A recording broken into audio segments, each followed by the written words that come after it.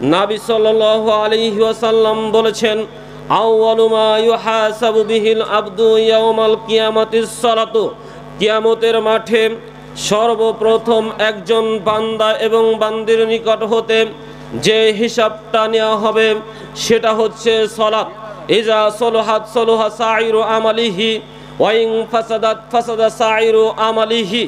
যদি ওই বান্দা এবং বান্দি সালাতের হিসাবটি কিয়ামতের মাঠে আসামির কাঠগড়ায় দাঁড়িয়ে আল্লাহর সম্মুখে সঠিক এবং সুন্দরভাবে দিতে পারে, আল্লাহ তাআলা ওই ব্যক্তিকে কিয়ামতের মাঠে আর যত প্রশ্ন এবং জিজ্ঞাসা করবেন সকল প্রশ্ন এবং জিজ্ঞাসাকে একেবারে সহজ করে দিবেন। ওয়াইন ফাসাদাত ফাসাদা সাইরু আমালিহি। একজন ব্যক্তি যদি কিয়ামতের মাঠে সালাতের প্রশ্নই থেকে যায়, সালাতের প্রশ্ন সঠিকভাবে উত্তর প্রদান না করতে পারে, আল্লাহ তাআলা ওই ব্যক্তিকে কিয়ামতের মাঠে যাবতীয় প্রশ্ন অতীব কঠিন এবং জটিল করে দিবেন। অত্র হাদিস দিয়ে আপনাকে বলতে চাচ্ছিলাম, আল্লাহ আপনাকে কিয়ামতের মাঠে সর্বপ্রথম বলবে, বান্দা তুমি সালাত দুনিয়াতে কিভাবে আদায় করেছো কিনা, সঠিকভাবে আদায় করেছো কিনা, 5 ওয়াক্ত সালাত আদায় করেছো কিনা। যদি আপনার আমার উত্তরটি সঠিকভাবে হয়ে যায়, আপনার প্রথম জিজ্ঞাসায় আল্লাহ আপনার উপরে অনেক অনেক অনেক খুশি হয়ে যাবে। এবার খুশি মনে আল্লাহ আপনার কাছে যা প্রশ্ন করবে তা অনেক সহজ হয়ে যাবে। আর যদি আল্লাহ রাগান্বিত হয়ে যায়, সালাতের প্রশ্নেই আপনি আমি ঠেকে যাই, আল্লাহ আপনার উপরে রাগান্বিত হয়ে যায়, তাহলে সালাতের প্রশ্নের পরে আল্লাহ আপনার আমার জন্য যত প্রশ্ন জিজ্ঞাসা করবেন তা অতীব জটিল এবং কঠিন হয়ে যাবে। অতএব একজন মানুষের জন্য, একজন মুসলিম নরনারীর জন্য সালাত একটি গুরুত্বপূর্ণ ইবাদত, সালাত একটি আশ্চর্যপূর্ণ ইবাদত, যে ইবাদত একজন নারী পুরুষকে পৃথিবীতে যে কোনো মূল্যেই আদায় করতে হয়। চোখের পাতা নড়লে, শরীরে রক্ত থাকলে যে ইবাদত করা লাগে তার নাম সালাত। চোখের পাতা নড়া মনে আপনি জীবিত রয়েছেন, শরীরে রক্ত আছে মনে আপনি জীবিত রয়েছেন, আপনি জীবিত আছেন মানে আপনাকে সালাত আদায় করতে হবে। এর নাম সালাত, এর নাম সালাতের গুরুত্ব, এর নাম সালাতের তাৎপর্য। সালাত এমন গুরুত্বপূর্ণ ইবাদত, সালাত দাঁড়িয়ে আদায় করতে হয় একজন মানুষের। মানুষ দাঁড়িয়ে আদায় করতে পারে না, বসে আদায় করতে হবে, বসে আদায় করতে পারে না, বিছানাতে শুয়ে ইশারা ইঙ্গিত দিয়ে আদায় করতে হবে, তবুও তাকে সালাত আদায় করতে হবে। সালাত এমন একটি গুরুত্বপূর্ণ ইবাদত, সালাত পশ্চিম দিক হয়ে কিবলামুখী হয়ে আদায় করতে হয়। আপনি এমন পরিবেশে চলে গিয়েছেন, কোন দিক পূর্ব, কোন দিক পশ্চিম, কোনটা উত্তর, কোনটা দক্ষিণ আপনি বুঝতে পারেন না। আপনার মন যেদিকে চাই, আপনার মন যেদিকে চাই, হতে পারে পূর্ব, হতে পারে পশ্চিম, হতে পারে উত্তর, হতে পারে দক্ষিণ, যেদিকে মন চাই সেদিকে ফিরেই সালাত আদায় করতে হবে। এর নাম সালাত। সালাত আপনাকে পবিত্র হয়ে আদায় করতে হয়, উজু করে আদায় করতে হয়। সম্ভাব্য কারণে আপনার কাছে পানি নেই, পবিত্র হওয়ার জন্য গোসল করার পানি নেই, তাহলে আপনাকে মাটিতে হাত রেখে তায়াম্মুম করে সালাত আদায় করতে হবে। আপনি এমন স্থানে রয়েছেন, আপনি পাহাড়ের উপরে রয়েছেন, এরোপ্লেনে রয়েছেন, ট্রেনে রয়েছেন, বাসে রয়েছেন, ওখানে মাটি নেই, আপনার পায়ের নিচে যে ধুলাবালি পড়ে রয়েছে ওই ধুলাবালিতে বিসমিল্লাহ বলে হাত রেখে তায়াম্মুম করে সালাত আদায় করতে হবে। যদি সালাতের সময় হয়ে যায়, সালাত আদায় করতে হয় পবিত্র পোশাক পরে। আপনার পবিত্র পোশাক নেই, তাহলে যে পোশাকে প্রস্রাব লেগে রয়েছে, যে পোশাকে পায়খানা লেগে রয়েছে, ওটা দিয়ে আপনাকে সালাত আদায় করতে হবে। এর নাম সালাত।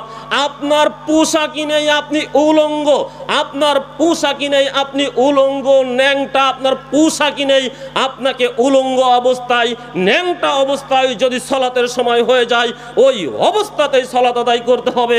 এর নাম সালাত। সালাত কোনো অবস্থায়, কোনো সময়ে, কোনো ঘন্টায়, কোনো সেকেন্ডে, কোনো মুহূর্তে একজন মুসলিম নরনারীর জন্য মাফ করা হয়নি, তার নাম সালাত। যুদ্ধের ময়দানেও থাকলে যে ইবাদত করা লাগে তার নাম সালাত। যুদ্ধের ময়দানে রয়েছেন, শত্রুপক্ষ আপনার উপরে এক্ষুনি আক্রমণ করে আপনার জীবন শেষ করে দেবে। এই অবস্থায় যদি সালাতের সময় হয়ে যায়, 10 জন সৈনিক আপনারা রয়েছেন, 5 জন পাহারা দিবে, 5 জন সালাত আদায় করবে। তাদের সালাত হয়ে গেলে বাকি 5 জন সালাত আদায় করবে, যাদের সালাত হয়েছে তারা পাহারা দিবে। এর নাম সালাত। প্রয়োজনে সালাত দ্রুত হবে, সংক্ষিপ্ত হবে, 4 রাকাতের সালাত 2 রাকাত হবে, তবু আপনাকে সালাত আদায় করতে হবে। অতএব সালাত কোনো অবস্থায়, কোনো মুহূর্তে, কোনো সেকেন্ডে, কোনো দিন, কোনো পরিস্থিতিতেই আপনার আমার জন্য মাফ করা হয়নি। একজন মুসলমানের জীবনে যে কোনো মূল্যেই যে ইবাদত করতে হবে, করা লাগবে, তার নাম সালাত। সালাত যদি একজন ব্যক্তি আদায় না করেন, ও ব্যক্তি জীবনে আর কিছু দাবি করুক না কেন, সে মুসলিম দাবি করতে পারে না। যদি ওই ব্যক্তি সালাত আদায় না করেন, ও জীবনে আর কিছু দাবি করুক না কেন, ও নিজেকে মুসলিম দাবি করতে পারে না। আন জাবির রাদিয়াল্লাহু তাআলা আনহু قال رسول الله صلى الله عليه وسلم بين العبد وبين الكفر ترك الصلاة। মুসলিম মিশকাত হাদিস নম্বর 569 বর্ণিত হাদিসে জাবির রাদিয়াল্লাহু তাআলা আনহু বলেন, নবী সাল্লাল্লাহু আলাইহি ওয়াসাল্লাম বলেছেন, বাইনাল আবদি, একজন আল্লাহর ইবাদতকারী বান্দা মুসলিম, অবাইনাল কুফরি, একজন আল্লাহর বিধান অস্বীকারী অমুসলিম, এদের দুইয়ের মাঝে পার্থক্য হলো তারকুস সালাত, অতএব সালাত ছেড়ে দেওয়া। বাইনাল আবদি ওয়া বাইনাল কুফরি তারকুস সালাত, একজন মুসলমান আর একজন আল্লাহর বিধান অস্বীকারী অমুসলিম, এই দুইয়ের মাঝে পার্থক্য হচ্ছে সালাত ছেড়ে দেওয়া। যিনি সালাত আদায় করেন উনি মুসলিম, যিনি সালাত আদায় করেন না উনি হচ্ছেন অমুসলিম। বুরায়দা রাদিয়াল্লাহু তাআলা আনহু বলেন, ক্বালা রাসূলুল্লাহি সাল্লাল্লাহু আলাইহি ওয়াসাল্লাম, আল আহদুল্লাযী বাইনানা ওয়া বাইনাহুমুস সালাতা ফামান তারাকাহা ফাকাদ কাফারা। তিরমিজি মিশকাত হাদিস নম্বর 574 বর্ণিত হাদিসে আমাদের নবী মুহাম্মদ সাল্লাল্লাহু আলাইহি ওয়াসাল্লাম বলেছেন, শোনো, আল আহদুল্লাযী বাইনানা ওয়া বাইনাহুমুস সালাতা, তাদের মাঝে, অতএব যারা অমুসলিম তারা, আর আমাদের মাঝে, অতএব আমরা যারা মুসলিম, এই দুইয়ের মাঝে, মুসলিম আর অমুসলিম এই দুইয়ের মাঝে একটা ওয়াদা রয়েছে, সেটা হচ্ছে সালাত। ফামান তারাকাহা ফাকাদ কাফারা, অতএব যে ব্যক্তি এই সালাত ছেড়ে দিল সে কুফরিতে ফিরে গেল, যে ব্যক্তি এই সালাত ছেড়ে দিল সে কুফরিতে ফিরে গেল। অতএব এই দুইটা হাদিস আপনার সামনে পেশ করে বলতে চাচ্ছিলাম, একজন মানুষ সে যদি মুসলিম হিসাবে নিজেকে দাবি করে, তাহলে অবশ্যই তাকে সালাত আদায় করতে হবে। সালাত আদায় করা ব্যতীত একজন মানুষ নিজেকে মুসলিম হিসাবে দাবি করতে পারে না। আব্দুর রহমান নাম নিয়ে মুসলিম দাবি করা যায় না, আব্দুল্লাহ নাম নিয়ে মুসলিম দাবি করা যায় না, আব্দুর রহিম, আব্দুল করিম, আব্দুল সত্তার, আব্দুল গফফর নাম নিয়ে মুসলিম দাবি করা যায় না। বড় হুজুরের ঘরে জন্মগ্রহণ করে মুসলিম দাবি করা যায় না, শাহেক বুজুর্গনে দিনের ঘরে জন্মগ্রহণ করে মুসলিম দাবি করা যায় না। নিজের পিতা 7ম দিনে আকিকা দিয়েছে আমার নামে 2টি ছাগল অথবা 1টি ছাগল, এই 7ম দিনে আকিকা করে আব্দুল্লাহ, আব্দুর রহিম, হালিমা, এভাবে আয়েশা, ফাতেমা নাম নিয়ে নিজেকে মুসলিম অথবা মুসলিমা হিসাবে দাবি করা যায় না। একজন মুসলিম হিসাবে দাবি করতে হলে তাকে অবশ্যই সালাত আদায় করতে হবে, অন্যথায় সে নিজেকে মুসলিম হিসাবে দাবি করতে পারবে না। 4 ইমামের 3 ইমাম বলেছেন, যারা সালাত আদায় করে না তারা মুসলিম নয়। ইমাম আবু হানিফা রাহিমাহুল্লাহ আলাইহি বলেছেন, যারা সালাত আদায় করে না তাকে জেলখানাতে বন্দি করে রাখবে সরকার, আর রাত দিন পিটাবে। ও যখন বলবে আজ থেকে সালাত আদায় করব, এখনই সালাত আদায় করব, তখনই জেলখানাতে মুক্তি পাবে, তা না হলে পাবে না। ইমাম, আমরা যাকে বড় পীর আব্দুল কাদের জিলানী রাহিমাহুল্লাহ আলাইহি বলি, আব্দুল কাদের জিলানী রাহিমাহুল্লাহ আলাইহি বলেছেন, যিনি সালাত আদায় করেন না উনি যদি মারা যান, মুসলিম কবরস্থানে তাকে দাফন কাফন করা যাবে না, ওকে ফেলে দিতে হবে জঙ্গলে, নদীর ঘাটে, ওকে টেনে নিয়ে যাবে ওই বন্য পশুতে, ওকে মুসলিম কবরস্থানে দাফন কাফন করা যাবে না। শুনুন সাহাবীগণের মন্তব্য। সাহাবীগণ বলছেন, আমরা যদি আমাদের মাঝে কোনো ব্যক্তি বড় পাপ করতেন আমরা তাকে অমুসলিম মনে করতাম না, তবে কোনো ব্যক্তি যদি সালাত আদায় করা ছেড়ে দিতেন আমরা তাকে অমুসলিম মনে করতাম। তিনি সুদ খায়, তিনি পাপী, আল্লাহ তাকে জাহান্নাম দিবেন, ক্ষমা করলে ক্ষমা করতে পারেন। সুদ খাই পাপী, আল্লাহ তাকে জাহান্নামে দিবেন, ক্ষমা করলে ক্ষমা করতে পারেন। তিনি জিনাকারী পাপী, আল্লাহ তাকে জাহান্নামে দিবেন, ক্ষমা করলে ক্ষমা করতে পারেন। কিন্তু যিনি সালাত আদায় করেন না উনি বড় পাপী নয়, উনি অমুসলিম, উনি মুসলিম নয়। বর্তমান আরব বিদ্বানগণ বলেন একজন স্বামী সালাত আদায় করে, স্ত্রী সালাত আদায় করে না, স্ত্রী সালাত আদায় করে, স্বামী সালাত আদায় করে না, ওদের বিবাহ তালাক ছাড়াই কেটে যাবে। ওদের বিবাহই তালাক লাগবে না, তালাক ছাড়াই বিবাহ কেটে যাবে। কেননা যিনি সালাত আদায় করেন উনি মুসলিম, যিনি সালাত আদায় করেন না তিনি অমুসলিম। আর অমুসলিমে বিবাহ সম্পর্ক টেকে না। অতএব যদি স্বামী সালাত আদায় করে, স্ত্রী সালাত আদায় না করে, স্ত্রী সালাত আদায় করে, স্বামী সালাত আদায় না করে, তাদের বিবাহ টিকবে না, তালাক ছাড়াই তাদের বিবাহ কেটে যাবে। আপনার বিবাহ টিকে আছে কিনা বাড়িতে গিয়ে বালিশে মাথা রেখে চিন্তা ভাবনা করে দেখবেন ইনশাআল্লাহ।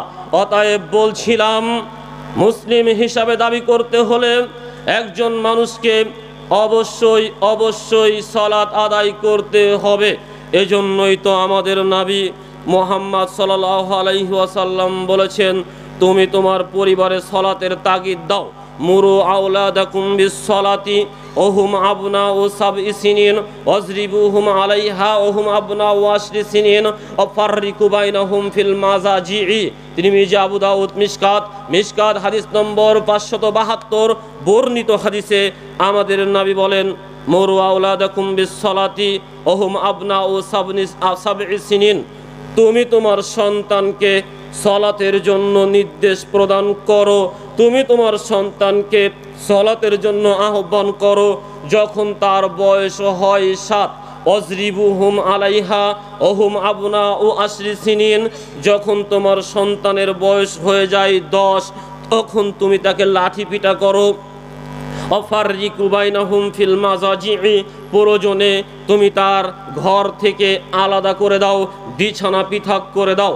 এ হাদিস পেশ করে আপনি পিতা, আপনি মাতা, আপনাকে আমি এ কথাই বলতে চাচ্ছিলাম, আপনাকে আমাদের নবী বলেছেন আপনার একটি সন্তান হয়েছে, ওই সন্তানের বয়স এখন 7 হয়েছে।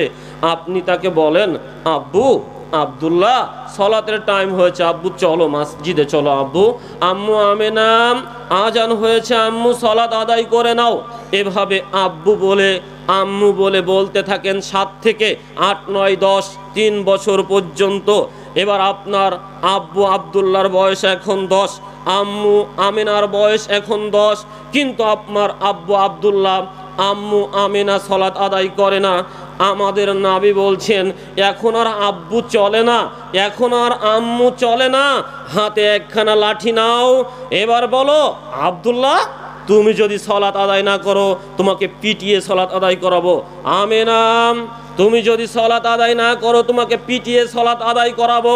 আমি তোমার পিতা, আমি তোমার মাতা, আমার নবী বলেছেন তোমার বয়স 10 হয়েছে, তোমাকে পিটিয়ে সালাত আদায় করাতে হবে, অন্যথায় আমার বাড়িতে তোমার থাকার জায়গা নেই, আমার বাড়িতে তোমার খাওয়ারও ব্যবস্থা নেই।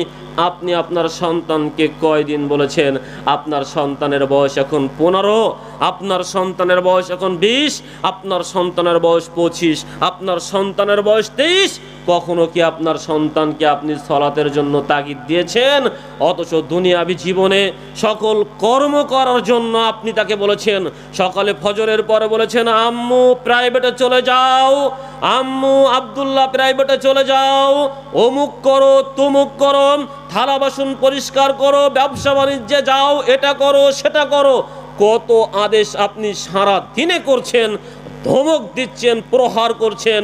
কিন্তু আপনার সন্তান সালাত আদায় করে না, তার বয়স 15 অথবা 20 অথবা 25, আপনি তাকে কোনোদিন সালাতের জন্য বলেননি। আপনার সন্তান এখন ওই নেশাদ্রব্য সেবন করে, মদ গাঁজা খায়, ইত্যাদি ইত্যাদি জায়গায় সময় পাস করে, আপনাকে দেখতে পারে না, আপনার উপরে ধমক দেয়, আপনাকে গলা ধাক্কা দেয়, ঘর থেকে বের করে দেয়। আপনি এখন হুজুরকে বলছেন, হুজুর আমার ছেলের জন্য একটু পানি পড়া দেন তো, আমার ছেলে মোটেও কথা শোনে না, হুজুর আমার ছেলের জন্য একটু তেল পড়া দেন তো, আমার ছেলে একেবারে অনেক খারাপ হয়ে গিয়েছে, কি যে করি একটু দোয়া করে দেন তো। আরে হুজুর দোয়া করে কি করবে? হুজুর পানি পোড়া দিয়ে কি করবে? হুজুর তেল পোড়া দিয়ে কি করবে? আপনি পিতামাতা, আপনি কি দায়িত্ব পালন করেছেন? অথচ আমাদের নবী মুহাম্মদ সাল্লাল্লাহু আলাইহি ওয়াসাল্লাম বলেছেন, বুখারী মুসলিম মিশকাতের 90 নম্বর হাদিসে, মা মিন মাউলুদিন ইল্লা ইউলাদু আলাল ফিতরাতি ফাআবাহু আও ইউহাউইদানিহি আও ইউমাসসিরানিহি আও ইউমাজ্জিসানিহি। প্রত্যেকটি সন্তান যখন জন্মগ্রহণ করে, মা মিন মাউলুদিন ইল্লা ইউলাদু আলাল ফিতরাতি, প্রত্যেকটি সন্তান যখন এ পৃথিবীতে জন্মগ্রহণ করে, সে মুসলিম হিসাবে আল্লাহর বিধান মেনে নিয়ে জন্মগ্রহণ করে। ফাআবাহু, অতঃপর তার পিতা মাতা আও ইউহাউইদানিহি, তাকে ইহুদি বানায়, আও ইউনাসসিরানিহি, তাকে নাসারা বানায়, আও ইউমাজ্জিসানিহি, তাকে অগ্নি পূজক বানায়, তাকে ইসলাম বিদ্বেষী অন্যায় পাপাচারী বানায়।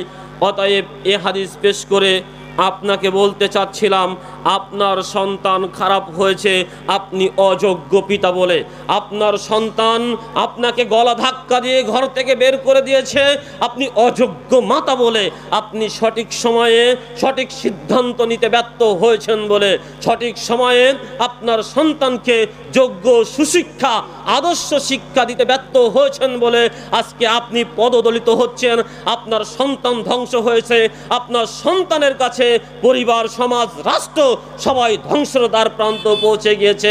আপনার সন্তান আজ জুয়াখোর, মদখোর এবং অশ্লীল কাজে লিপ্ত হয়ে রয়েছে। অতএব আপনি পিতা মাতা হিসাবে আপনি আপনার দায়িত্ব কর্তব্য পালন করার জন্য জোরালো চেষ্টা করুন।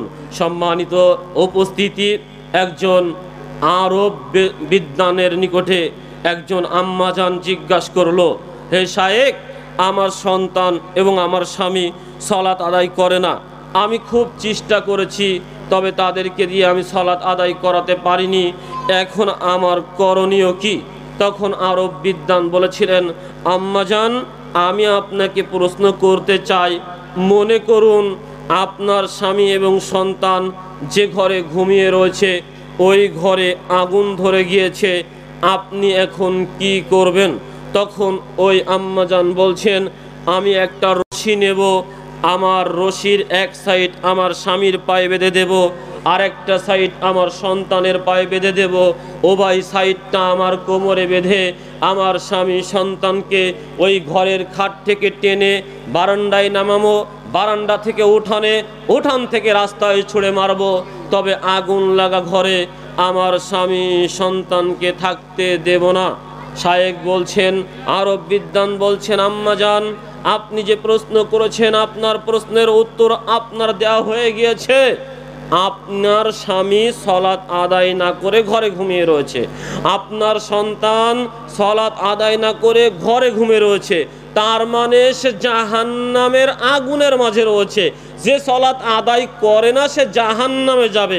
ওই যে সূরা মুদ্দাসসির 42 এবং 43 নম্বর আয়াত, জাহান্নামীদেরকে দেখে যখন প্রশ্ন করা হবে, মা সালাকাকুম ফিস সাকর ক্বালু লাম নাকু মিনাল মুসাল্লিন, তোমাদেরকে কিসে সাকর নামক জাহান্নামে নিক্ষেপ করেছে? তখন তারা প্রথম যে উত্তর প্রদান করবেন, বলবেন, ক্বালু লাম নাকু মিনাল মুসাল্লিন, আমরা দুনিয়াতে মুসল্লি ছিলাম না, আমরা দুনিয়াতে সালাত আদায়কারী ছিলাম না, মুসল্লি না থাকার কারণে, সালাত আদায় না করার কারণে আমরা আজকে এ সাকর নামক জাহান্নামে এসেছি। অতএব আপনার স্বামী সন্তান ঘরের ভিতরে সালাত আদায় করে ঘুমিয়ে রয়েছে মানে, সালাত আদায় না করে ঘুমিয়ে রয়েছে মানে ওই জাহান্নামের আগুনের মাঝে ঘুমিয়ে রয়েছে। এখন আপনার করণীয় কি?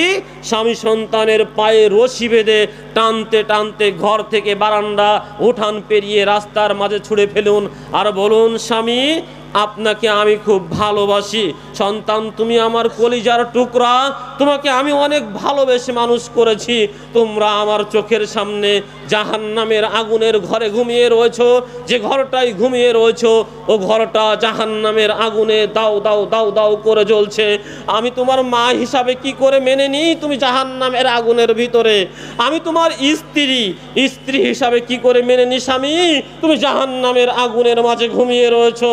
আমি কখনো মেনে নিতে পারবো না, আমার জীবন থাকতে মেনে নিতে পারবো না। অতএব আমার জীবন থাকতে এই জাহান্নামের ঘরে তোমাদেরকে থাকতে দেব না। এই ঘরের আগুন নিভাও, সালাত আদায় করে আসো, আগুন নিভে যাবে, তারপরে ঘরে প্রবেশ করো। অতএব এটাই একজন মানুষের কর্তব্য। এজন্যই তো আল্লাহ তাআলা সূরা তাহার 132 নম্বর আয়াতে বলেন, ওয়ামুর আহলাকা বিসসালাতি ওয়াসতাবির আলাইহা, তুমি তোমার পরিবারে সালাত প্রতিষ্ঠা করো এবং নিজেও সালাতের উপরে অবিচল থাকো। তুমি তোমার পরিবারে সালাত প্রতিষ্ঠা করো এবং নিজেও সালাতের উপরে অবিচল থাকো।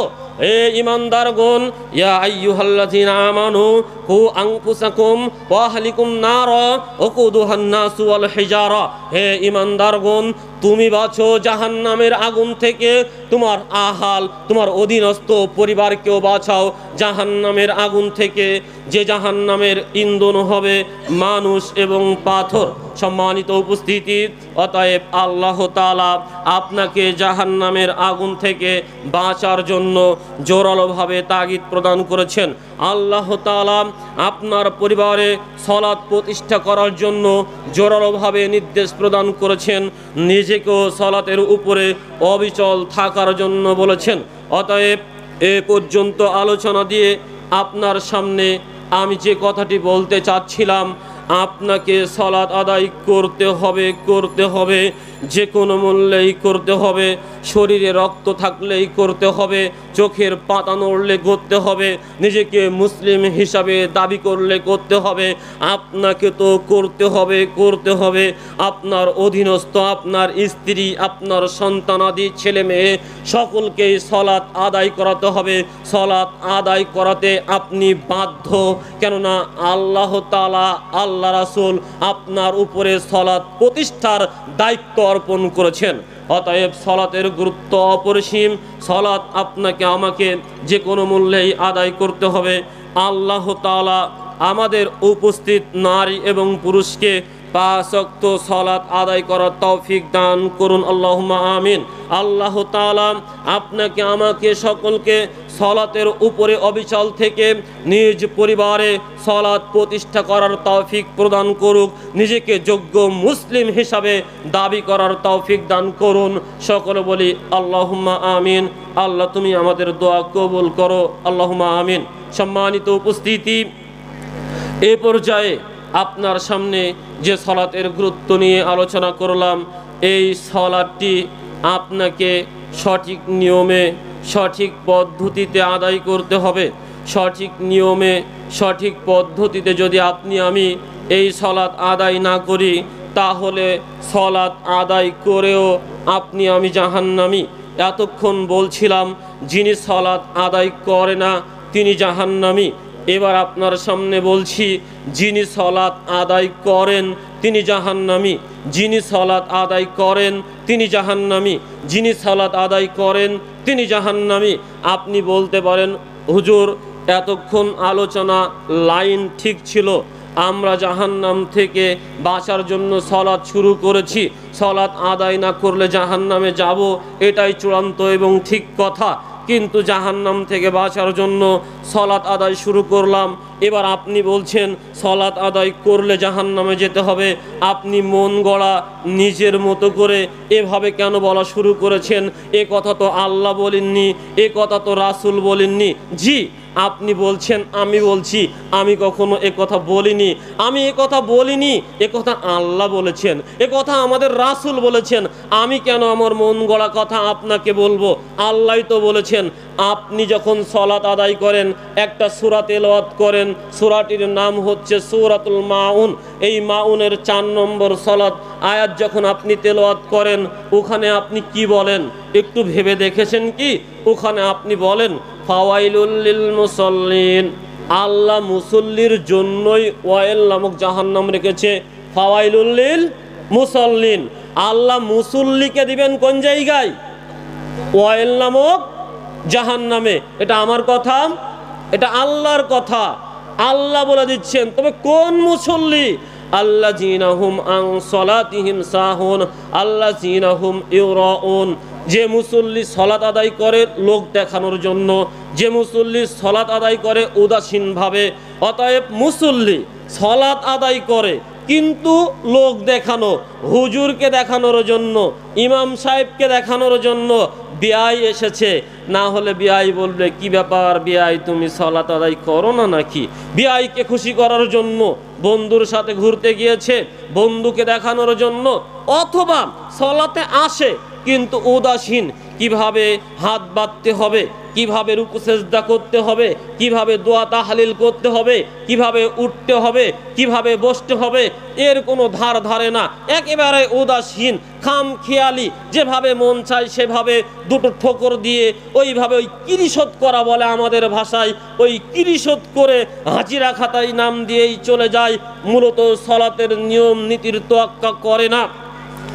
অথচ আমাদের নবী বুখারীর 631 নম্বর হাদিসে বলছেন সল্লু কামা রাআইতুমুনি উসাল্লি। তুমি সলাত আদায় করো যেভাবে আমাকে সলাত আদায় করতে দেখো। অতএব আমাদের নবী যেভাবে সলাত আদায় করেছেন, করতে বলেছেন, নবী সাল্লাল্লাহু আলাইহি ওয়াসাল্লাম যেভাবে আমাদের সলাত শিখিয়েছেন, ওভাবেই যদি আমরা সলাত আদায় করি তাহলে আমাদের সলাত আমাদেরকে জান্নাত দিবে। আর যদি আমাদের সলাত সল্লু কামা রাআইতুমুনি উসাল্লি এই হাদিসের অনুকূলে না হয়, নবীর দেখানো শিখানো পথ পদ্ধতি নিয়ম নীতি অনুযায়ী যদি না হয়, তাহলে আপনার আমার সলাত জাহান্নামে নিয়ে যাবে। এখন সংক্ষিপ্ত আকারে আপনার সামনে আলোচনা করব কোন নিয়ম নীতি পথ ও পদ্ধতি অনুকরণ করলে আপনার আমার সলাত সল্লু কামা রাআইতুমুনি উসাল্লি এই হাদিসের অনুকূলে রাসূল সাল্লাল্লাহু আলাইহি ওয়াসাল্লামের পথ ও পদ্ধতি অনুযায়ী হবে। এ বিষয়ে আপনাদের সামনে এখন সংক্ষিপ্ত আলোচনা। নবী মুহাম্মদ সাল্লাল্লাহু আলাইহি ওয়াসাল্লাম আমাদেরকে জানিয়েছেন, আল্লাহ তাআলা সূরা মায়েদার 6 নম্বর আয়াতে বলেন, যখন তুমি সলাতের ইচ্ছা করো তখন তুমি উজু করে নাও। ইয়া আইয়ুহাল্লাযীনা আমানু ইযা কুমতুম ইলাস সালাতি ফাগসিলু উজুহাকুম ওয়া আইদিয়াকুম ইলাল মারাফিকি আমসাহু বিরুসিকুম ওয়া আরজুলাকুম ইলাল কাবাইন। হে ঈমানদারগণ, যখন তুমি সালাতের জন্য মন স্থির করো, দণ্ডায়মান হও, তখন তুমি উজু করো, তোমার মুখমণ্ডল ধৌত করো, উভয় হাত কনুই পর্যন্ত ধৌত করো, পরিপূর্ণ মাথা মাসাহ করো, উভয় পা টাকনু পর্যন্ত সুন্দর করে ধৌত করো। অতএব সালাত আদায়ের শুরুতে আপনাকে আমাকে সুন্দর করে উজু করতে হবে। সুন্দর করে যদি উজু করি, প্রতিদান আল্লাহ কি দিবেন? ওসমান রাদিয়াল্লাহু তাআলা আনহু বলেন, নবী সাল্লাল্লাহু আলাইহি ওয়াসাল্লাম বলেছেন, মান তাওয়াজ্জা উযুই হাযা সুম্মা ইউসাল্লি রাকাআতাইনি লা ইউহাদ্দিসু নাফসাহু ফীহিমা গুফিরা লাহু মা তাকাদ্দামা মিন যামবি। বুখারী মিশকাত হাদিস নম্বর 287। বর্ণিত হাদিসে ওসমান রাদিয়াল্লাহু তাআলা আনহু নবী সাল্লাল্লাহু আলাইহি ওয়াসাল্লামের সালাত উজুর একটা বিস্তারিত নিয়ম পেশ করলেন। এবার বললেন, যে ব্যক্তি নাবির এই উজুর নেয় সুন্দর করে উজু করবে, অতঃপর 2 রাকাত সালাত আদায় করবে এবং সেই সালাতে আল্লাহর সন্তুষ্টি ছাড়া কোনো কিছু থাকবে না। গুফিরা লাহু মা তাকাদ্দামা মিন যামবি, আল্লাহ এই ব্যক্তির পূর্বের যত অপরাধ রয়েছে সকল অপরাধকে ক্ষমা বলে ঘোষণা করবেন। সুবহানাল্লাহ। অপর এক হাদিসে উতবা ইবনে আমির রাদিয়াল্লাহু তাআলা আনহু বলেন, ক্বালা রাসূলুল্লাহি সাল্লাল্লাহু আলাইহি ওয়াসাল্লাম মা মিন মুসলিমিন ইয়াতাওয়াজ্জাউ ফায়ুহসিনু উজুহাহু সুম্মা ইয়াকুমু ফায়ুসাল্লি রাকাতাইনি মুকবিলুন আলাইহিমা বিকলবিহি ওয়া ওয়াজহিহি ইল্লা ওয়াজাবাত লাহুল জান্নাহ। মুসলিম মিশকাত হাদিস নম্বর 288।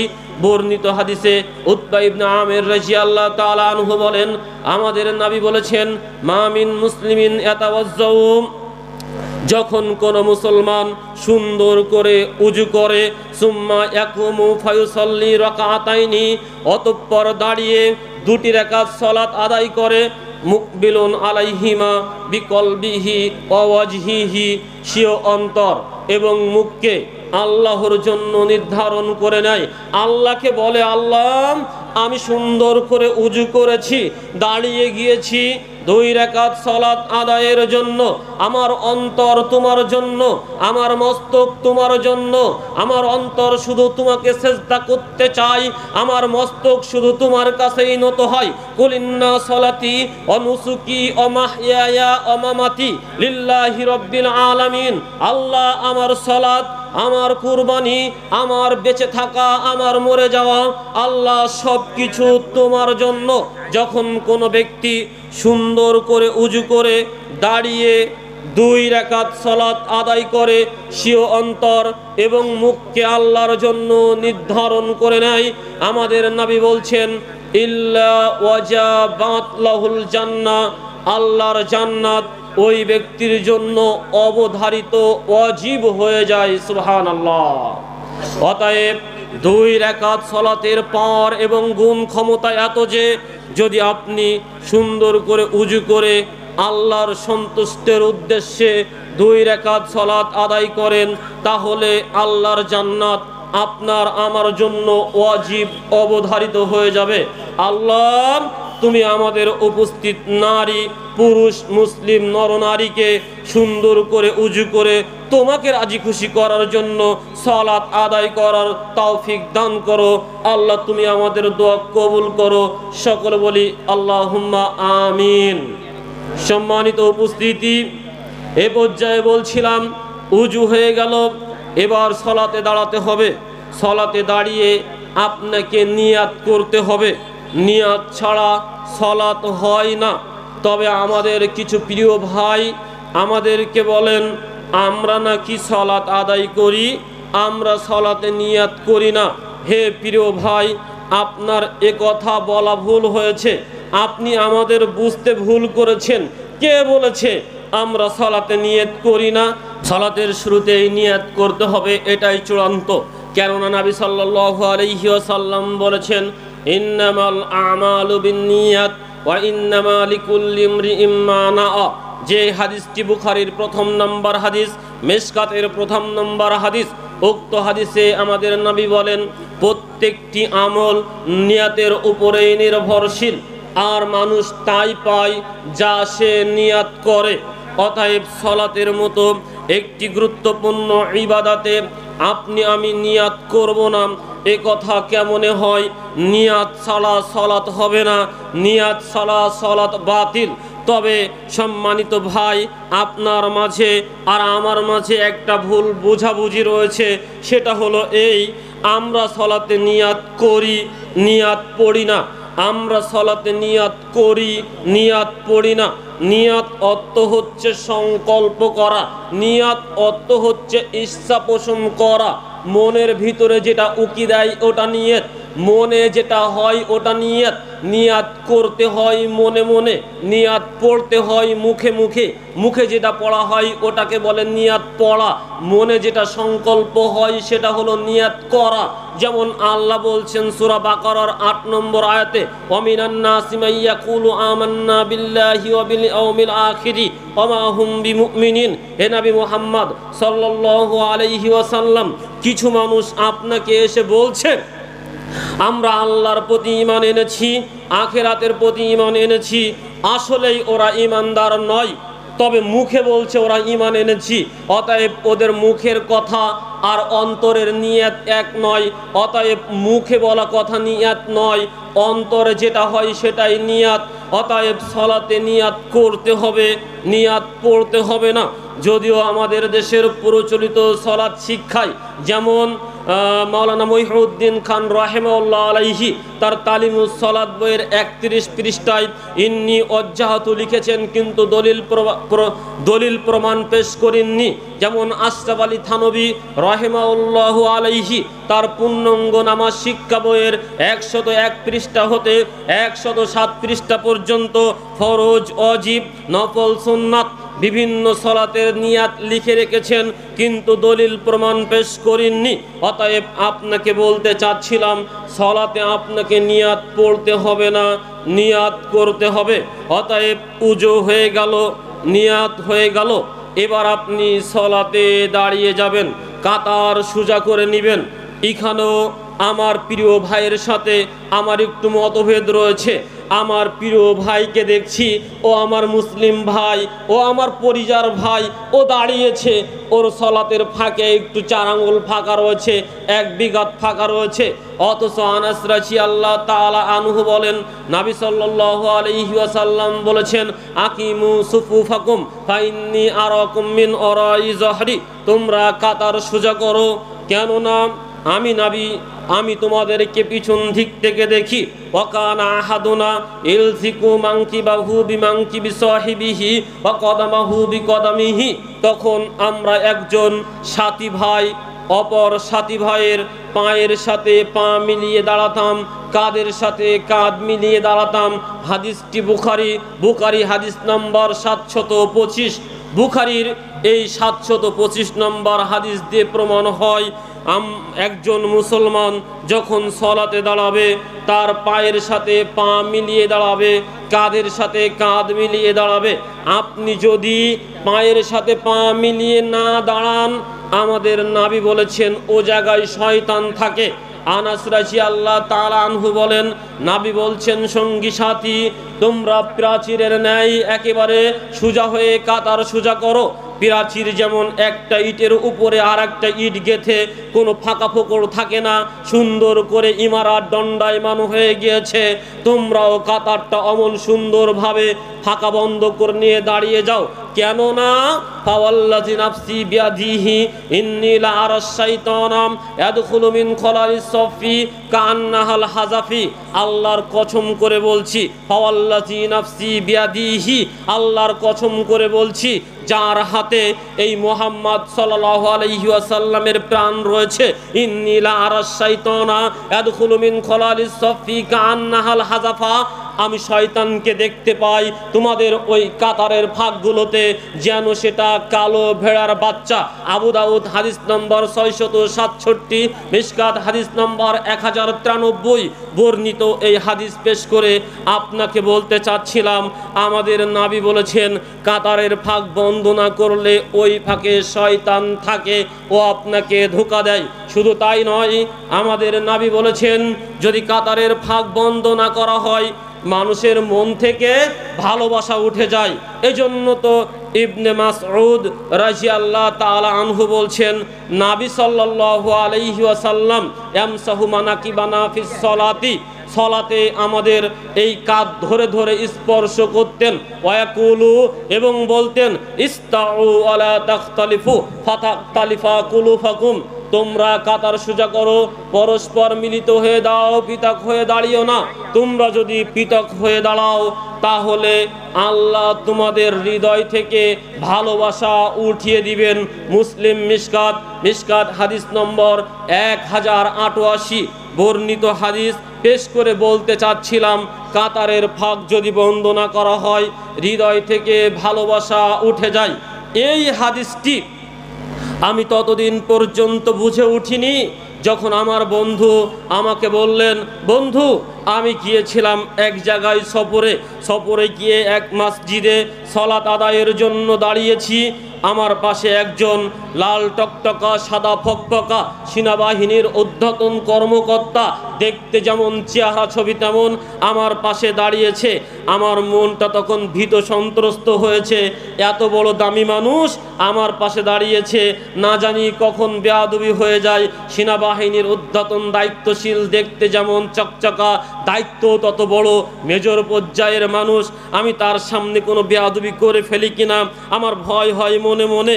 এক পর্যায়ে যখন ইমাম সাহেব আল্লাহু আকবার বলে সালাত শুরু করেছে, দেখলাম ওই সুন্দর দেহধারী সেনাবাহিনীর ঊর্ধ্বতন দায়িত্বশীল আমার পায়ের সাথে পা মিলিয়ে দিলেন।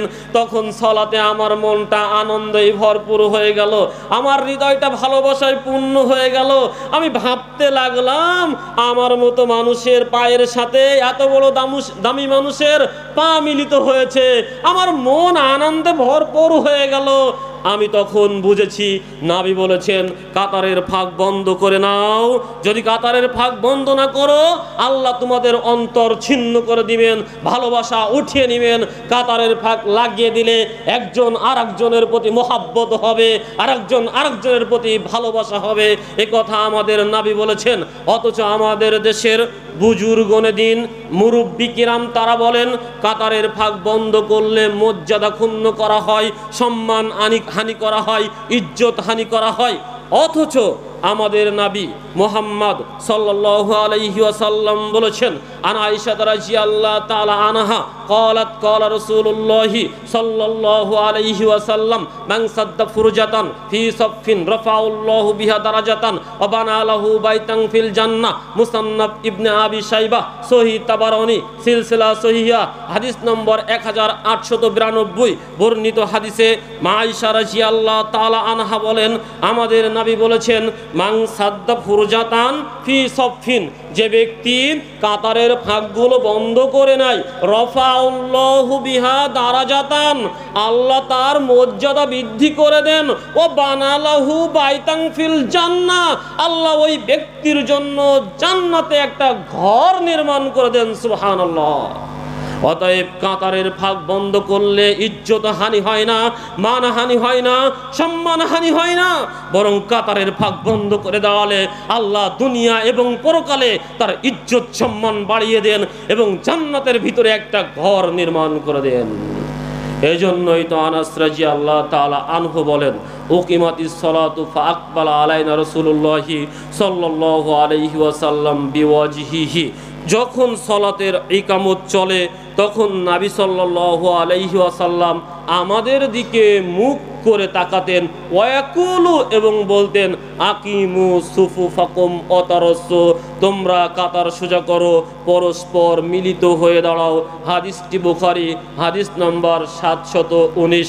বর্ণিত এ হাদিস পেশ করে আপনাকে বলছিলাম, আমাদের নবী সালাতের ইকামত চলাকালে মুসল্লিদের দিকে মুখ করে তাকাতেন এবং বলতেন, ও মুসল্লিগণ, তোমরা কাতারের ফাঁকগুলো বন্ধ করে নাও, তোমরা কাতার সোজা করে নাও। আমরা এখনো পর্যন্ত মক্কা মদিনায় যারা গিয়েছি তারা দেখি ওই মাদিনাতে, ওই মক্কাতে যখন ইমাম সাহেব সালাত শুরু করেন, কি জন্য একটা আরবিতে বলেন, ইস্তাউ ইস্তাউ ওয়ালা তাখতালিফু, অথবা আকিমু সুফুফাকুম ওয়াতারাসসু, এভাবে আরবিতে যেন কি একটা বলেন, আমরা বুঝি না। তবে তিনি এটাই বলেন যে মুসল্লি কাতার সোজা করে নাও, বিচ্ছিন্ন হয়ে দাঁড়িও না, পরস্পর মিলিত হয়ে দাঁড়াও। এ কথা মক্কা মদিনার ইমামগণ এখনো বলেন, কিন্তু আমার দেশের ইমামগণ রাসূলের এই সুন্নাহকে প্রাধান্য দেন না। ইমাম সাহেবের সামনে একজন মুসল্লি 4 আঙ্গুল আধা বিঘাত ফাঁক করে দাঁড়িয়েছে, ইমাম সাহেব বলছে মোবাইল বন্ধ করুন, এটা করুন, সেটা করুন, আরো কত কথা তিনি বলছেন, কিন্তু তিনি বলছেন না, সঙ্গী সাথী, তোমরা কাতারের ফাঁক বন্ধ করে নাও, এটা রাসূলের সুন্নাহ, এটা রাসূল বলেছেন।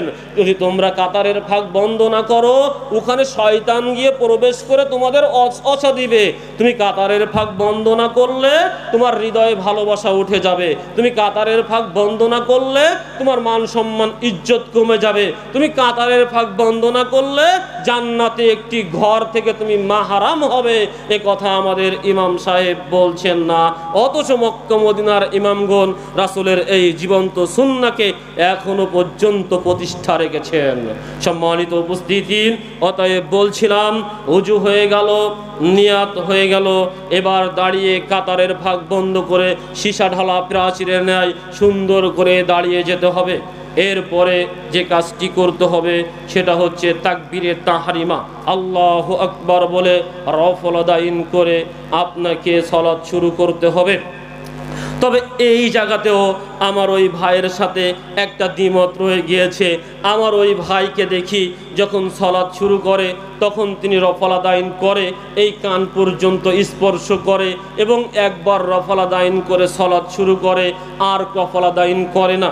তবে নবী সাল্লাল্লাহু আলাইহি ওয়াসাল্লাম কিভাবে রফল আদাইন করেছেন, কিভাবে সালাত আদায় করলে সল্লু কামা রাআইতুমুনি উসাল্লি, এই হাদিসের অনুকূলে আমাদের সালাত হবে, এ বিষয়ে বলতে গিয়ে সালেম ইবনে আব্দুল্লাহ রাদিয়াল্লাহু তাআলা আনহু আন আবিহি, সালেম ইবনে আব্দুল্লাহ রাদিয়াল্লাহু তাআলা আনহু তার পিতা হতে বর্ণনা করে বলছেন, কানা ইয়ারফাউ ইয়াদাইহি হাযআ মানকিবাইহি ইযাফতাতাহাস সালাতা, নবী সাল্লাল্লাহু আলাইহি ওয়াসাল্লাম যখন সালাত শুরু করতেন তখন তার দুটি হাত এই কাঁধ বরাবর উঁচু করতেন। ওয়া ইযা কাব্বারা লির রুকুই, যখন রুকুতে যেতে তাকবীর দিতেন তখনও তিনি দুটি হাত এই কাঁধ বরাবর উঁচু করতেন। ওয়া ইযা রাফাআ রাসাহু মিনার রুকুই, যখন তিনি রফা উঁচু করতেন রাসাহু নিজের মাথাকে, রুকুই রুকু থেকে রফাহুমা কাযালিকা আইজান, তিনি অনুরূপভাবে দুটি হাত কাঁধ বরাবর উঁচু করতেন।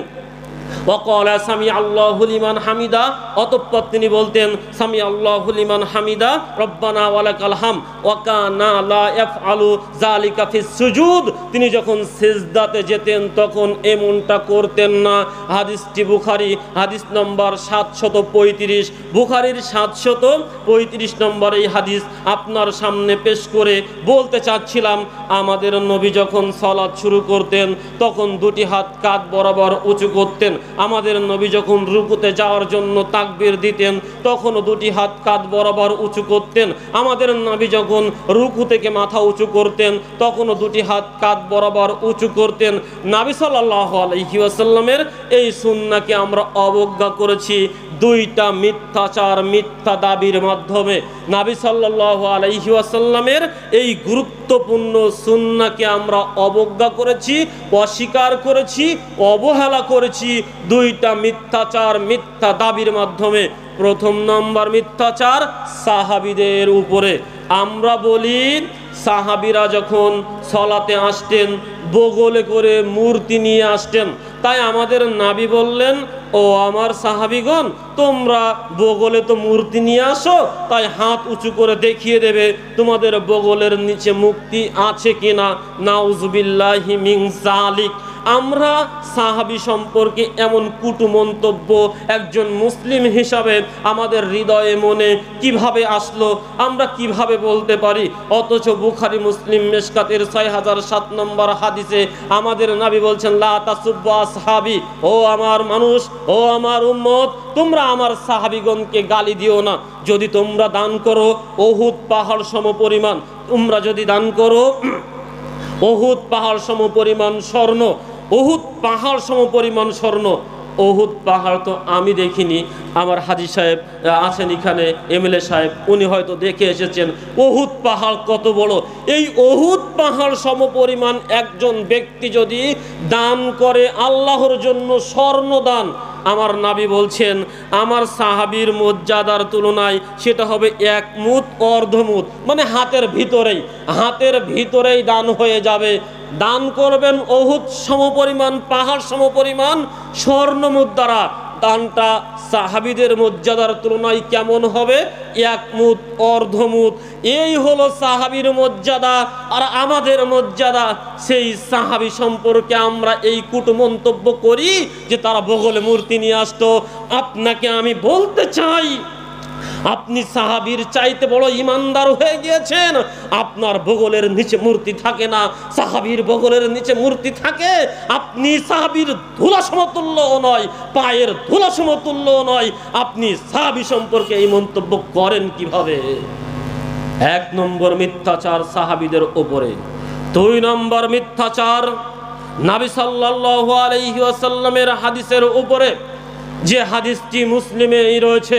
মুসলিম প্রথম খণ্ড মিশর ছাপা 181 পৃষ্ঠা, বাংলা মুসলিম ইসলামিক ফাউন্ডেশন অনুবাদকৃত হাদিস নম্বর 852 বর্ণিত এই হাদিসে জাবির ইবনে সামুরা রাদিয়াল্লাহু তাআলা আনহু বলেন, একদা নবী সাল্লাল্লাহু আলাইহি ওয়াসাল্লাম আমাদের মাঝে আসলেন, এসে বললেন, সঙ্গী সাথী, তোমরা কেন সলাতে অবদ্ধ ঘোড়ার লেজের ন্যায় হাত নাড়াচাড়া করছো? যেটা অবদ্ধ ঘোড়ার লেজের ন্যায় এমনটা তোমরা সলাতে করো না। এই হাদিসটি পেশ করে বলা হচ্ছে, দেখো দেখো, মুসলিমের এই হাদিসে বলা হয়েছে রফলা দাইনটা হচ্ছে অবদ্ধ ঘোড়ার লেজের ন্যায়। এটা নবী নিষেধ করেছেন, এটা মুসলিমের হাদিস। সত্য কথা, যে আপনাকে বলেছে এই কথাটি সত্য বলেছে। আমি যেটা বললাম এটাও সত্য কথা, এটা নবী বলেছেন। তবে একটু বুঝতে হবে নবী কেন বলেছেন, রফলাদাইন মানসুখ করার জন্য, রফলাদাইন না করার জন্য, না অন্য কোনো কারণে? এই হাদিসটি জানার জন্য এর পরের হাদিসটি, অতএব ইসলামিক ফাউন্ডেশন মুসলিমের 854 নম্বর হাদিস এবং সেই একই পৃষ্ঠায় প্রথম খণ্ড মুসলিম 181 পৃষ্ঠা মিশর ছাপা জাবির ইবনে সামুরা একই রাবি বর্ণনা করেছেন এই হাদিসটি। পরপর 3টি হাদিস। প্রথম হাদিসটি বললাম, 3 নম্বর হাদিসের অনুবাদটা এবার একটু শুনতে হবে, তাহলে বোঝা যাবে রফলা দাইনের হাদিস মানসুখ হয়েছে না রাসূলের উপরে মিথ্যাচার হচ্ছে।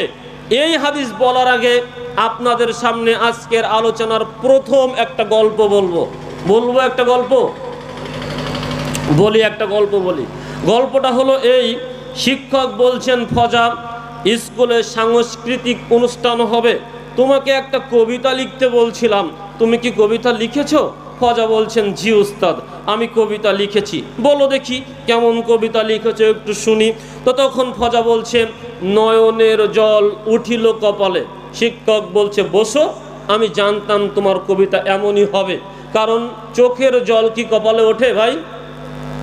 চোখের জল কপালে ওঠে? নয়নের জল উঠিল কপালে, চোখের জল কপালে ওঠে না। শিক্ষক বলছে, কবিতার প্রথম লাইনই ভুল, এই কবিতা চলে না, বসো। তখন ফজা বলছেন, উস্তাদ জি, কবিতার 2য় লাইনটি আপনি আগে শোনেন, তারপরে আমাকে বসিয়ে দেন। তখন উস্তাদ বলছে, ঠিক আছে, কবিতার 2য় লাইন তুমি বলো।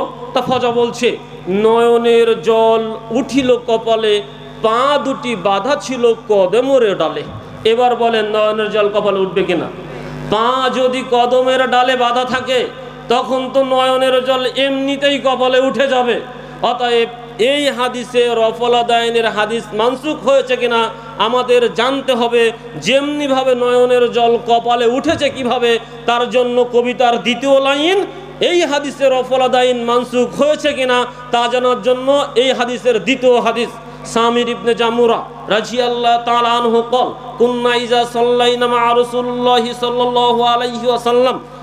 জাবির ইবনে সামুরা রাদিয়াল্লাহু তাআলা আনহু বলছেন, আমরা যখন নবীর সাথে সালাত আদায় করতাম, কুন্না আসসালামু আলাইকুম ওয়া রাহমাতুল্লাহ, আসসালামু আলাইকুম ওয়া রাহমাতুল্লাহ, এবং বলতাম আসসালামু আলাইকুম ওয়া রাহমাতুল্লাহ, আসসালামু আলাইকুম ওয়া রাহমাতুল্লাহ, ওয়া আশারা বিয়াদিহি ইলাল জানিবাইনি ফাকালা আলা তুমিউনা বিআইদিকুম। তখন আমরা আমাদের 2টি হাত 2 পাশে ইশারা করতাম, আলামা তুমিনুনা বিআইদিহিম কান্নাহু আযনাবু খাইলিন শুমসিন। এই দৃশ্য দেখে আমাদের নবী বললেন, তোমরা কেন এই সালামের বৈঠকে হাত দিয়ে ইশারা করছো? এভাবে করো না। ইন্নামা ইয়াকফি আহাদাকুম আন ইয়াজআলা ফাকিজিহি, তোমরা তোমাদের জন্য এটাই যথেষ্ট, তোমরা তোমাদের এই হাতকে উরু রানের উপরে রাখবে, অতঃপর সুম্মা ইউসাল্লিমু আলা আখিহি, তোমার ভাইয়ের উপরে সালাম দিবে, মান আলা ইয়ামিনিহি, প্রথম ডান ভাইয়ের প্রতি, ওয়াশিমালিহি, অতঃপর বাম ভাইয়ের প্রতি। এই হাদিস, এটাও মুসলিমের হাদিস, প্রথম খণ্ড 181 পৃষ্ঠা, মিশুর ছাপা। এই জাবর ইবনে সামুরা রাদিয়াল্লাহু তাআলা আনহু এই হাদিস বর্ণনা করেছেন। অতএব এই হাদিস পেশ করে আপনাকে আমাকে বলা হয় যে রফল আদায়ের হাদিস মানসুখ করা হয়েছে, অথচ এই হাদিস রফল আদায়ের হাদিস নয়, সালামের বৈঠকের হাদিস। অতএব নাবির উপরে মিথ্যাচার করা হয়েছে। অথচ যে মুসলিমের হাদিস বলে রফল আদায়ের হাদিস মানসুখ করা হয়, সেই মুসলিমেই 3 জায়গাতেই রফল আদায় করতে হবে মর্মে হাদিস নিয়ে আসা হয়েছে 5টি, যার হাদিস নম্বর 887, 888, 889, 890 এবং 891। ইমাম বুখারী রাহিমাহুল্লাহ আলাইহি তার বুখারী গ্রন্থে 3 জায়গাতে রফল আদায় করতে হবে মর্মে হাদিস নিয়ে এসেছেন 5টি, যার হাদিস নম্বর 735, 36, 37, 38 এবং 39। এই 5টি হাদিস নিয়ে এসেছেন। ইমাম আবু দাউদ রাহিমাহুল্লাহ আলাইহি তার আবু দাউদ গ্রন্থে রফল আদায় 3 জায়গাতেই করতে হবে মর্মে হাদিস নিয়ে এসেছেন 16টি, যার হাদিস নম্বর 721, 22, 23, 25, 26, 28, 29, 30 এবং 741, 42, 43, 44, 45, 46, 47 এবং 761। এই 16টি হাদিস নিয়ে এসেছেন। ইমাম নাসাই রাহিমাহুল্লাহ আলাইহি 3 জায়গাতে রফল আদায় করতে হবে মর্মে তার নাসাই গ্রন্থে হাদিস নিয়ে এসেছেন 13টি, যার হাদিস নম্বর হচ্ছে 876 থেকে 1059 পর্যন্ত। ফাঁকে ফাঁকে থেমে থেমে তিনি হাদিস নিয়ে এসেছেন 13টি। ইমাম ইবনে মাজাহ রাহিমাহুল্লাহ আলাইহি তার ইবনে মাজাহ গ্রন্থে 3 জায়গাতে রফল আদায় করতে হবে মর্মে হাদিস নিয়ে এসেছেন 11টি, যার হাদিস নম্বর হচ্ছে 858 হতে 868 পর্যন্ত। ইমাম তিরমিজি রাহিমাহুল্লাহ আলাইহি 3 জায়গাতে রফল আদায় করতে হবে মর্মে হাদিস নিয়ে এসেছেন 1টি, যার হাদিস নম্বর 255।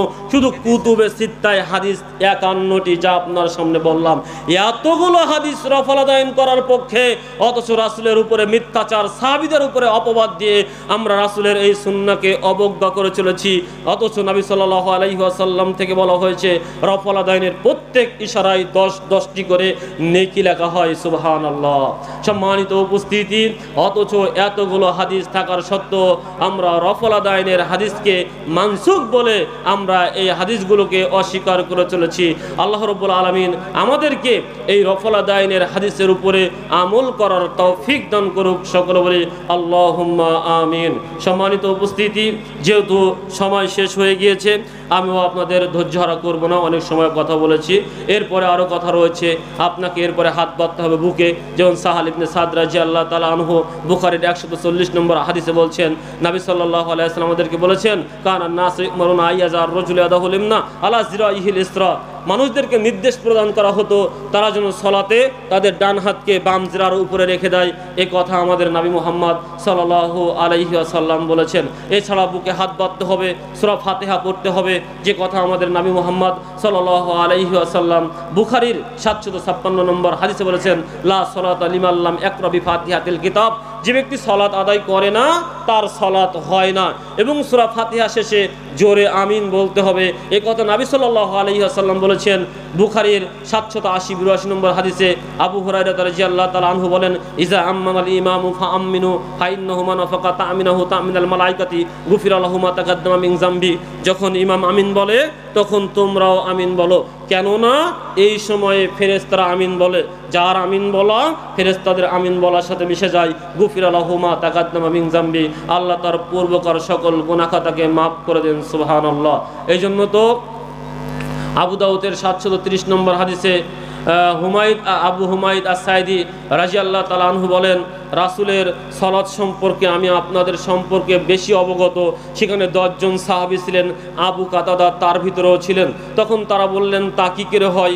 আমাদের চাইতে আপনি রাসূলের সাহচর্য কম পেয়েছেন, তা বলেন দেখি কিভাবে রাসূল সালাত করতেন। তা তিনি বললেন, নবী সাল্লাল্লাহু আলাইহি ওয়াসাল্লাম যখন সালাত শুরু করতেন তাকবীরে তাহরিমা দিয়ে কাঁধ বরাবর হাত উঁচু করতেন, অতঃপর সূরা কিরাত করতেন, অতঃপর তাকবীর বলে রুকুতে যেতেন, দুটি হাত এই হাঁটুর উপরে শক্ত করে ধরতেন। এই সময়ে মাথা এবং পিঠ সমান্তরাল থাকতো। অতঃপর তাসবিহ বলে তিনি রুকু থেকে উঠতেন, আবার রফল আদায়ন করতেন, এভাবেই আবার সেজদাতে যেতেন।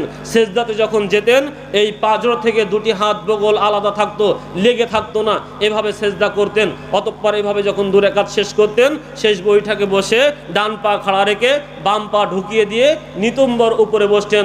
অতঃপর ডান পাশে বাম পাশে সালাম ফিরিয়ে তিনি সালাত শেষ করতেন। তখন উপস্থিত 10 জন সাহাবী বলেছিলেন, আপনি সত্য বলেছেন, আপনি সত্য বলেছেন। অতএব সংক্ষিপ্ত এই সালাতের গুরুত্ব এবং বিবরণ আপনার সামনে পেশ করে আপনাদেরকে বলতে চাচ্ছিলাম, আসুন আমরা আমাদের পরিবারে 5 ওয়াক্ত সালাত আদায় করি। আমি নিজে সালাত আদায় করি, পরিবারও সালাত আদায় করার জন্য জোরালোভাবে নির্দেশ প্রদান করি। এবং নবী সাল্লাল্লাহু আলাইহি ওয়াসাল্লাম যেভাবে সালাত আদায় করেছেন, করতে বলেছেন, আমাদেরকে শিখিয়েছেন, সল্লু কামা রাআইতুমুনি উসাল্লি, এই হাদিসের অনুকূলে রাসূলের সুন্নতি পদ্ধতি অনুযায়ী, নিয়ম নীতি অনুযায়ী আমরা সালাত আদায় করি। আল্লাহ আমাদেরকে তৌফিক দান করুক এবং এই সালাতের বিনিময়ে পরকালীন জীবনে কবরের আযাব মাফ করুক, জাহান্নামকে হারাপ করুক এবং জান্নাতুল ফেরদাউসের মেহমান হিসাবে কবুল করুন। আল্লাহুম্মা আমিন।